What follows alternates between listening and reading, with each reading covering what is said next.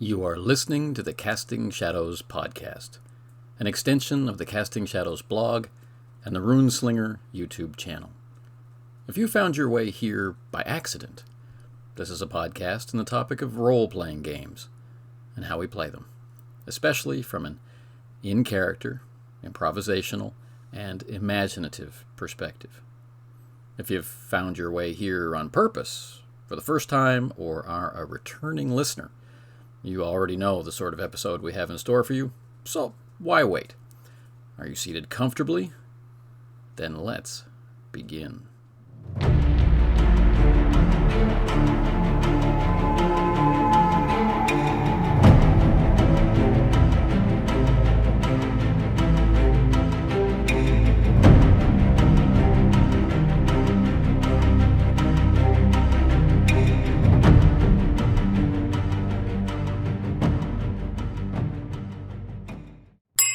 The Autocratic and Casting Shadows blog are once again happy to remind you that August means that RPG A Day is once again headed to social media channels near you. Hopefully, yours. Use the links in the show notes to get the handy infographic which has what few instructions there are. Namely, be positive, post daily, and share your love of RPGs with the help of 31 daily prompts. Don't forget to tag your responses. Hashtag RPGAday 2024. This year we have a special treat as a random generator-inspired set of alternate prompts has also been produced for the event in addition to the classic prompt format. How did we get so lucky? Head on over to the Autocratic blog, that's Autocratic, ending with a K, and get your infographic today. Regular listeners to this irregular podcast will know that there has been a suspicious gap in the already eccentric release cycle of this show. Some may have guessed that I ran out of things to say about RPGs. Some might still be listening to the last episode. It was another long one.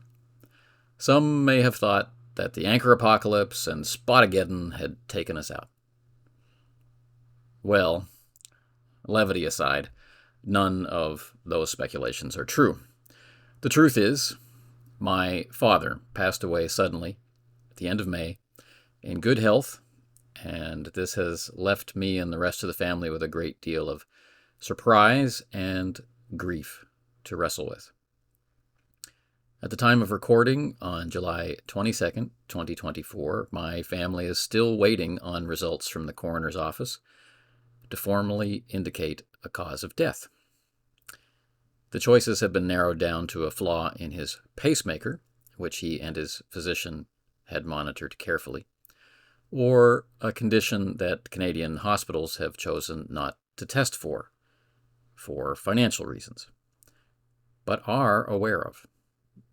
Neither outcome will put minds at rest, but at least we have the inexplicable and inexcusable slowness of the investigation to keep us occupied, and me away from my normal hobbies and pursuits. For those, such as Jason Connerly and Colin Green, who are still waiting on replies from me about recording episodes together, my apologies. I will be in touch soon. I'm back in action. Unsurprisingly, with this going on in my family, and a similar loss in RPG A Day founder and my co-host for the event, David F. Chapman's family.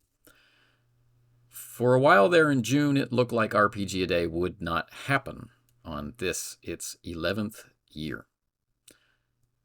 But I briefly rallied to compose a set of prompts, hearkening back to the style and tone of the event's second year.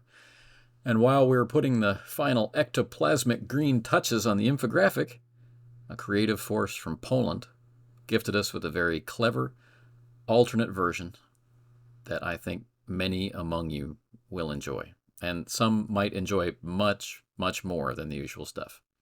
It's very cool, and it lifted my heart a bit to see the work and the cleverness that went into it. Links to it and the standard set of prompts for this year are in the show notes. And of course, if you're on Facebook, you can find the infographics on our RPG A Day page there. You can find them posted on Twixter, on Instagram, and you can find them on my blog and David's blog, as usual. Translations are also flowing from many of the kind souls that have done them in past years, and there are a few new keyboards involved as well. Unlike the disappointing corruption that results from the holy mixing with the unholy, there is nothing like positivity to erase negativity. RPG A Day is back for another year, and I cannot wait to hear, see, and read the responses.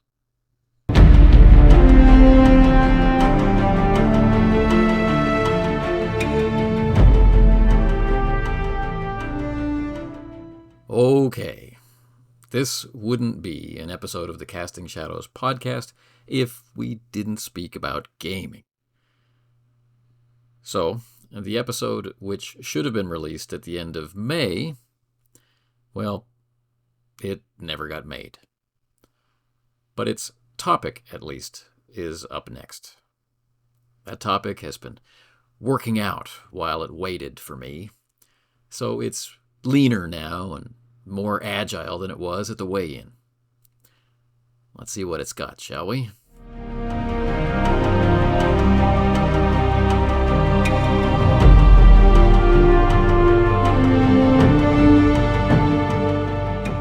The core of this episode is a look at characters from the point of view of in-character play, or the point of view of considering giving it a try for the first time. In past episodes, we've looked at ideas surrounding imagination, verbal and conceptual tools that can help align imagination with the play of an RPG. We've looked at preparation for improvisation, and we have explored some of the approaches to forming and interacting with the imagined worlds our characters come from. Today, I'd like to zoom in on some ideas of the characters themselves and who they think they are. Those jerks.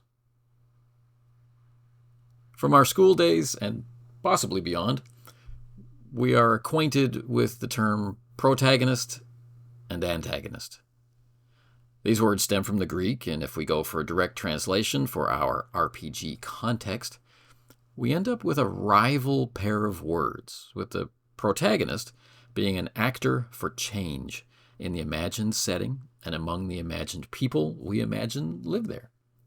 And the antagonist being an actor opposing the change the protagonist seeks, or at least is in competition with the protagonist for the fruits of that change. This is all familiar stuff, right?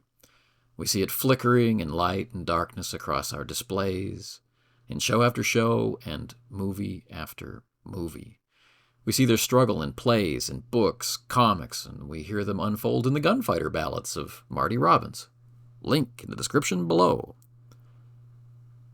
It's also not news that many would argue that the best antagonists see themselves as protagonists, and some might even go so far as to say that the blurrier the line between these rivals, the better. Some might hold fast to the idea that there is a balance between such forces, and one of them always wears the black hat to the other's white. Maybe anything less is not satisfying. But perhaps every now and again, when the mood strikes us, we decide to don the black, or maybe some faded gray, and venture into our imagined worlds as the villain, or a hero so treacherous and unrestrained in action, but the difference can scarcely be detected. Sometimes, the change sought from under that color hat brim is more believable, more satisfying, and ultimately more compelling than the harder road the white hat has to ride.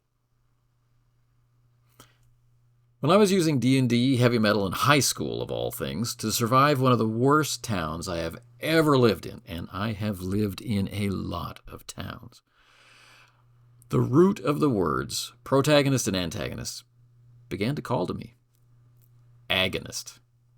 In it, I could see the actor who might one day seek to make changes, or who might come to oppose such changes or turn it to their advantage. But for the moment, was neither. In it, I could see the agony of one who struggles and contests against the world, yet neither confirms nor denies lasting change for it. I could see the person of the world and in the world, not passing through and not bound with purpose that defined who and what they were. They were open to interpretation. They were part of smaller and more believable situations. They were not the heroes of stories. They were, in fact, all around me and very real, grounded in life, in living, and in the inexorable march toward the forgetfulness of history. I quite liked the idea.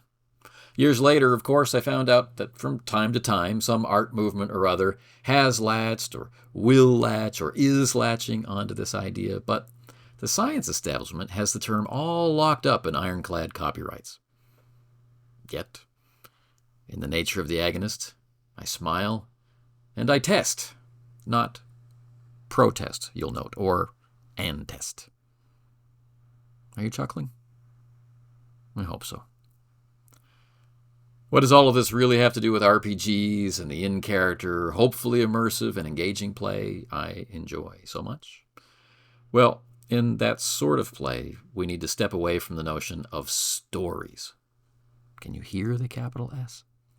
Destinies and bestowed essences from before birth. We need to take more existential steps than these and embrace the notion that story, like hell follows the fourth horseman, will follow us. We need not seek it, birth it, pay it homage, or do anything else other than understand that it is there.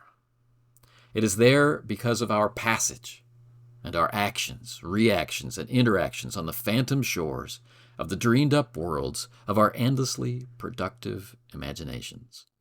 The agonist is the character for the in-character player seeking immersion and engagement in a world that grants them the steps toward the perspective of another.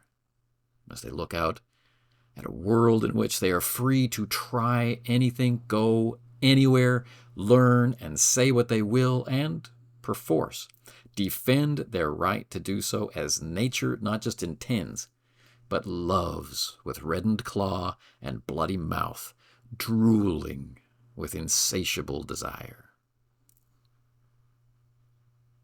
The agonist, a mostly made-up word for mostly made-up worlds, populated by mostly made-up waifs of woe and wonder. Our characters.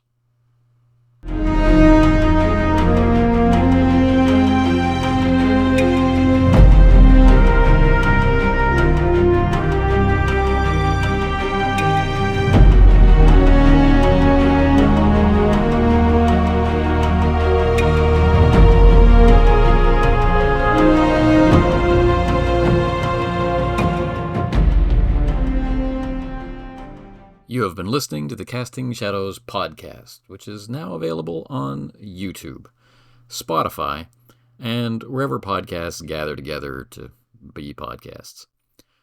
One such place, now no more, Google Podcasts, has, since my last episode, gone the way of so many great Google products. Gone, like the role-playing gamer's beloved G+. We hope that all who relied on it have found a new and convenient source for all of their podcast needs. If you'd like to get in touch with me, you can do so through links provided in the description box in the show notes. You can get in touch with me by sending me an email to my Gmail address at runescastshadows, all one word. Or you can leave a voice message, which is much preferred, at speakpipe.com/castingshadowspodcast. Anyway, until the next time, take care.